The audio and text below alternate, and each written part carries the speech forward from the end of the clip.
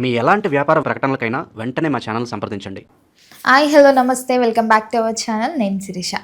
ప్రస్తుతం జనరేషన్లో చాలామంది అమ్మాయిలు పీరియడ్స్ డిలే అవ్వడం వల్ల అసలు ఎందుకు డిలే అవుతున్నాయి, రీజన్స్ ఏంటి అని పూర్తి అవగాహనకు ఈరోజు మనం తెలుసుకుందాం. మనతో పాటు ఉన్నారు గోల్డ్ మెడలిస్ట్ డాక్టర్ అను చౌదరి గారు. మేడం నమస్తే. నమస్తే అమ్మా. మేడం, ముఖ్యంగా చాలామంది అమ్మాయిలు ఈ జనరేషన్లో పీరియడ్స్ డిలే అవుతున్నాయి. చాలామంది భయపడుతున్నారు, అంటే హెల్త్ ఇష్యూస్ ఏమైనా వస్తాయా, లేకపోతే ఏం చేయకపోయినా కానీ ఏదో ఒక నెగిటివ్ అయితే లోపల ఉంటుంది, ఎందుకు, రీజన్ ఏంటి అని. సో ముఖ్యంగా అసలు ఎందుకు వస్తుంది అంటారు? ఒకవేళ అట్లా పీరియడ్స్ అనేవి డిలే అవుతుంటే ఏమైనా రెమెడీస్ ఉంటే కషాయం లాంటివి ఉంటుంటాయి కదా, సో తొందరగా రావడానికి, సో ఇట్లాంటివన్నీ మాకు తెలియజేయండి. ఫస్ట్ ఉమెన్కి పీరియడ్ అనేది అది ఒక వరం లాగా మనం చెప్పుకోవాలి.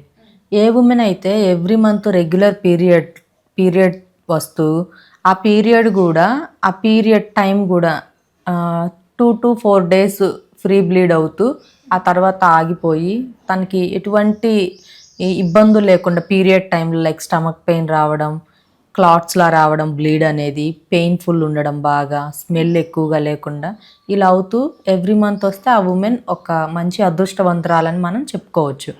ఎందుకు అంటే ఎవ్రీ మంత్ పీరియడ్ వస్తే వాళ్ళకి హెల్త్ కాంప్లికేషన్స్ అనేవి తక్కువగా ఉంటాయి అండ్ ఒబేస్ ప్రాబ్లం తగ్గుతుంది.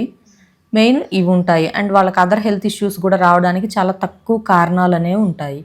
అయితే అసలు ఎందుకు రాదు ఈ ఇర్రెగ్యులర్ పీరియడ్ ఏంటి అసలు రీజన్ మాట్లాడుకుంటే పీసీఓఎస్ ఎక్కువగా ఉన్న అమ్మాయిల్లో ఈ ప్రాబ్లం ఉంటుంది. అండ్ కొంతమంది కొన్ని లైక్ ట్రీట్మెంట్స్ అనేవి తీసుకుంటూ ఉంటారు, లైక్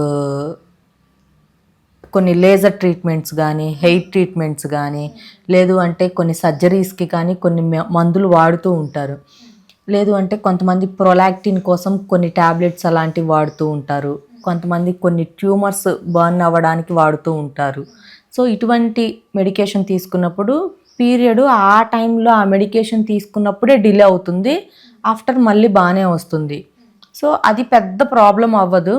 100లో 20% ప్రాబ్లం, 80% వాళ్ళు హెల్తీగా ఉన్నట్లుగానే పెట్టుకోవచ్చు మనం. ఇదొకటి. అండ్ కొంతమంది చూసుకుంటే ఎటువంటి ఎక్సర్సైజెస్ చేయరు, ఎప్పుడు తిని పడుకుంటూ ఉంటారు. అటువంటి వాళ్ళలో కూడా మనకి ఈ హార్మోన్స్ ఇంబ్యాలెన్స్ అవ్వడం వల్ల ఈ రెగ్యులర్ పీరియడ్ వస్తూ ఉంటుంది. అండ్ ఒబెసిటీ ప్రాబ్లం అంటే ఊబకాయం, స్థూలకాయం అంటాం కదా, ఈ ఒబెస్ ప్రాబ్లం ఉన్న ఉమెన్లో కూడా ఈ ఇర్రెగ్యులర్ పీరియడ్ ఇష్యూ అనేది ఉంటుంది. అండ్ థైరాయిడ్ ఇష్యూ చాలామందికి ఇప్పుడు థైరాయిడ్ ఉంది లేదు అని కూడా ఎవరికి వాళ్ళు ఎవ్రీ 6 monthsకి లేదా 1 yearకి బాడీ చెకప్స్ చేయించుకోవడం తెలియడం లేదు. అవేర్నెస్ ఉన్న వాళ్ళు ఓకే చేయించుకుంటున్నారు. సో ఈ థైరాయిడ్ ఇష్యూ ఉన్నా కూడా వీళ్ళకి ఆటోమేటిక్గా హార్మోన్స్ అనేవి ఇంబ్యాలెన్స్ అయిపోతాయి. సో అటువంటి ఉమెన్కి కూడా ఈ రెగ్యులర్ పీరియడ్ అనేది ఉంటుంది. ఇదొకటి. అండ్ ఎనిమియా ప్రాబ్లం ఉన్నా అంటే రక్తహీనత ప్రాబ్లం ఉన్నా కూడా, బ్లడ్లో హిమోగ్లోబిన్ పర్సంటేజ్ తక్కువ ఉన్నా కూడా ఈ రెగ్యులర్ పీరియడ్ వచ్చే ఛాన్స్ అనేది ఉంది. మెయిన్ రీజన్స్ అయితే ఇవి ఉమెన్ పీరియడ్ రాకుండా లేట్ పీరియడ్ రావడానికి.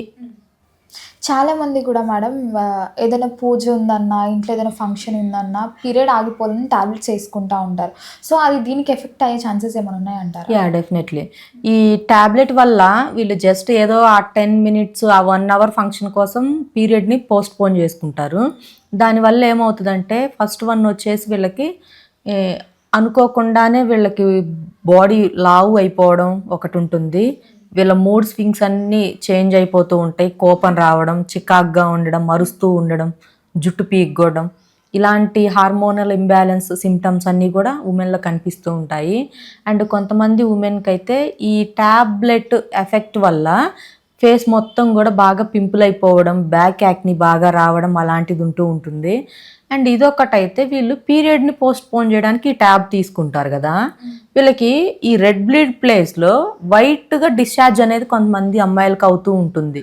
అంటే ఆ పీరియడ్ ఫ్లోని ఈ ట్యాబ్లెట్ వేసి వీళ్ళు దాన్ని అలా పెట్టారు.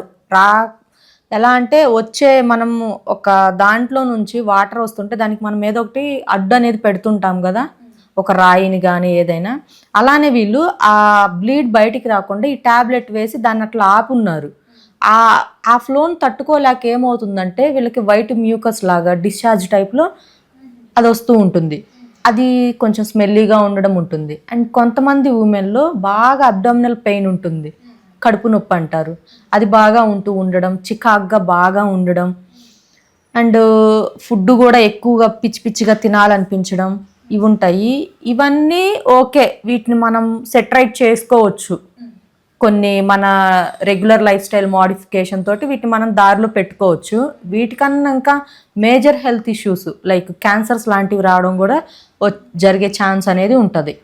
సో అందుకని ఏదైనా ఇంపార్టెంట్ థింగ్ అనుకుంటేనే మనం ఈ పని చేయండి. అనవసరమైన వాటి కోసం ఇటువంటి ట్యాబ్స్ ఏ ఉమెన్ కూడా వాడకూడదు. యాక్చువల్లీ ఇప్పుడున్న సిచ్యువేషన్స్ ఎలా ఉన్నాయి అంటే, మనం తినే ఫుడ్ కానీ టోటల్ మనం పొల్యూటెడ్ ఎన్విరాన్మెంట్లో ఉంటున్నాము అండ్ అన్నీ కూడా కెమికల్ బేస్డ్, మనకి మందులు వేసి పండించిన ఫుడ్సే తింటున్నాము. ఈ పరిస్థితుల్లో మనకి మంచిగా ఎవ్రీ మంత్ పీరియడ్ వస్తే చాలనని దేవుడికి మొక్కుకునే స్థితిలో ప్రతి ఉమెన్ అయితే ఉన్నారు.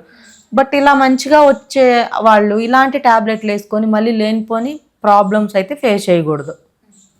ముఖ్యంగా మరి ఎలాంటి అంటే టాబ్లెట్స్ కాకుండా, ఇప్పుడు పీరియడ్స్ రాకపోతే చాలామంది టాబ్లెట్స్ వేసుకుంటారు రావడానికి. సో అలా కాకుండా హోమ్ మేడ్ టైప్లో చూసుకోవాలంటే ఎట్లాంటి డ్రింక్స్ ప్రిపేర్ చేస్తారు? డ్రింక్స్ కన్నా కూడా ఫస్ట్ లైఫ్ స్టైల్ మోడిఫికేషన్ అనేది చాలా ఇంపార్టెంట్. నాట్ ఓన్లీ ఈ regular period, each and every disease depends on life style history. ఎప్పుడైతే మన లైఫ్ స్టైల్ని మనం మోడిఫై చేసుకొని ఒక నార్మల్గా కామన్ మ్యాన్ లాగా మన హార్డ్ వర్క్ చేస్తూ, బాడీకి డైలీ స్వెట్ వస్తూ, మనకి బాడీకి ఎంత కావాలో అంత ఫుడ్డే తీసుకుంటూ ఒక క్రమ పద్ధతిలో గినక లైఫ్ ఉంటే ఈ ప్రాబ్లమ్స్ అనేవి ఎవరికి ఉండవు. ఫస్ట్ ఇర్రెగ్యులర్ పీరియడ్ రావడానికి అసలు ఫస్ట్ వీళ్ళ బాడీ వెయిట్ ఏంటి, వీళ్ళ బిఎంఐ ఏంటి, వీళ్ళ లైఫ్ స్టైల్ హిస్టరీ ఏంటి, వీళ్ళ లిపిడ్ ప్రొఫైల్స్ ఏంటి, ఇవన్నీ చెక్ చేయాలి. అండ్ వీళ్ళకి ఏమన్నా హార్మోన్స్ ఇంబ్యాలెన్స్ అయ్యి ఉన్నాయా, హార్మోనల్ టెస్ట్ అనేది ఉంటుంది, లైక్ థైరాయిడ్ కానీ కార్టిజాల్ ఇష్యూస్ కానీ, లేదు అంటే పీసీఓఎస్ కానీ. పీసీఓఎస్ అంటే గైనిక్ దగ్గరికి వెళ్తే వాళ్ళు అల్ట్రా స్కాన్ చేసి వాళ్ళు దాన్ని ఐడెంటిఫై చేస్తారు. ఇవన్నీ చేయించుకొని అసలు వీళ్ళకున్న ప్రాబ్లమ్ని బట్టి వీళ్ళకి అంటే ఉండే హార్మోన్స్ ఇష్యూని బట్టి కొన్ని ఎక్సర్సైజెస్ ఉంటాయి. లేదు ఏ హార్మోన్ ఇష్యూ ఉన్నా కూడా అందరు చేయగలిగిన ఎక్సర్సైజెస్, అందరు తినగలిగిన ఫుడ్స్ కొన్ని ఉంటాయి. థైరాయిడ్ ఉంటుంది వీళ్ళకి, థైరాయిడ్ ఉన్న వాళ్ళు కొన్ని ఫుడ్స్ తినకూడదు.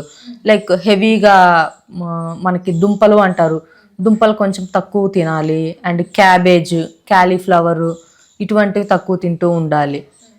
కొన్ని సీడ్స్ ఉంటాయి మనకి, సోయా, ఇవన్నీ. సో ఇటువంటివి థైరాయిడ్ ఇష్యూ ఉన్న వాళ్ళు తక్కువ తినాలి. అండ్ పీసీఓడి ఉన్న వాళ్ళకి కూడా కొంచెం ఇటువంటివి తక్కువ సజెస్ట్ చేస్తాము. అంటే వీళ్ళు ఫైబర్ ఎక్కువ తీసుకోవాలి అండ్ ప్రోటీన్, గుడ్ ఫ్యాట్స్ లిమిటెడ్గా తినాలి.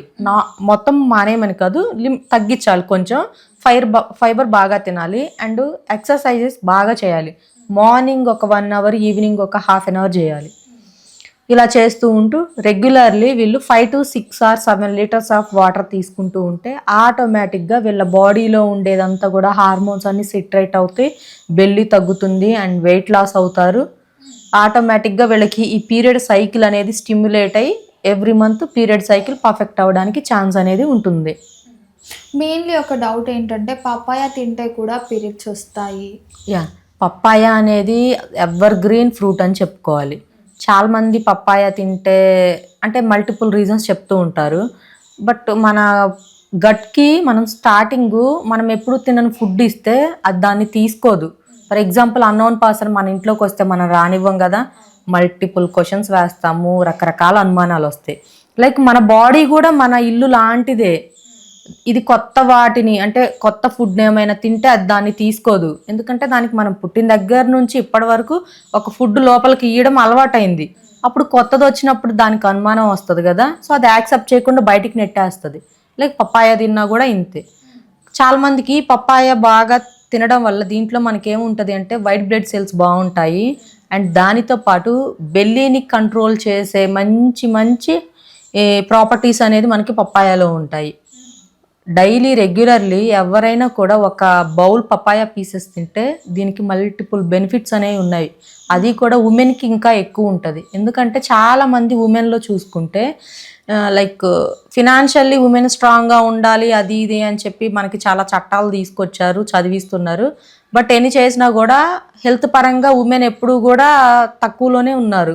ఒక మెన్కు ఉన్నంత హెల్త్ ఉమెన్కి ఉండడం లేదు. లైక్ ఈచ్ అండ్ ఎవ్రీ ఉమెన్లో ఎనిమియా ప్రాబ్లం ఉంటుంది, థైరాయిడ్ ఇష్యూ ఉంటుంది, రెగ్యులర్ పీరియడ్ ఉంటుంది, ప్రాపర్ ఫుడ్ అనేది సరిగ్గా తినరు, ఫ్యామిలీ కోసం చూస్తారు కానీ వీళ్ళు మంచి ఫుడ్ తీసుకోరు. దీనివల్ల వీళ్ళకి ఈచ్ అండ్ ఎవ్రీ డిసీజ్ అనేది ఉమెన్లో ఇప్పుడు చూస్తున్నాము. సో అందుకని ఈ ఇర్రెగ్యులర్ పీరియడ్కి పప్పాయ మంచిగా పనిచేస్తుంది.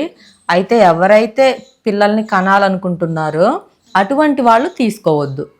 ఎందుకు అంటే పప్పాయ తినడం వల్ల ప్రెగ్నెన్సీ క్యాన్సిల్ అయ్యే ఛాన్స్ అనేది 90% ఉండింది. వాళ్ళు తీసుకోవద్దు. ఇంకా మిగిలిన ఎవరైనా కూడా పప్పాయ తినొచ్చు. పప్పాయ వల్ల మంచి బెనిఫిట్స్ అయితే ఉన్నాయి మనకి. అండ్ పప్పాయతో పాటు మనకి నువ్వులు, సిసమే సీడ్స్, అది కూడా వైట్, వాటిలో కూడా మంచి మంచి మనకి ప్రాపర్టీస్ అనేవి ఉన్నాయి. వీటిలో కాల్షియం ఉంటుంది, అండ్ జింక్ ఉంటుంది, మెగ్నీషియం ఉంటుంది, and fibre rich food also. ఇది రెగ్యులర్లీ ఒక స్పూన్ సిసమే సీడ్స్ అంటే నువ్వులను తిన్నా కూడా మనకి పీరియడ్ రెగ్యులరైజ్ అయ్యే ఛాన్స్ అనేది ఉంటుంది. హార్మోన్స్ అన్ని బ్యాలెన్స్లోకి వచ్చే ఛాన్స్ కూడా ఉండింది. మేడం, ఓవరాల్గా ఇర్రెగ్యులర్ పీరియడ్స్ ఎందుకు వస్తాయి, ఎలాంటి ప్రికాషన్స్ తీసుకోవాలి చెప్పినందుకు థ్యాంక్ యూ సో మచ్.